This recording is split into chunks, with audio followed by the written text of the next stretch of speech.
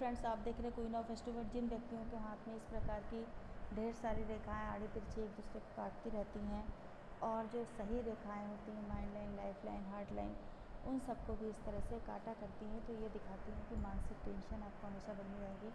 आप 24 घंटे में एक भी टाइम जो है कभी खाली नहीं बैठते हैं, आपका दिमाग कभी शांत नहीं रहता है, बहुत उलझन आपके दिमाग में रहती है।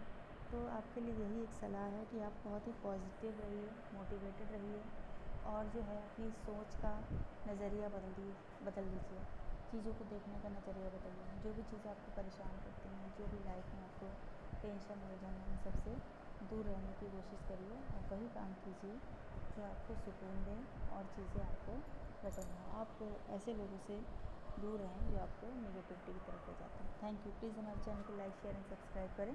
यदि आपको भी अपने बारे में कुछ भी जानना है तो मैं 9454151483 व्हाट्सअप कर सकते हैं और अपने बारे में जान सकते हैं। Thank you.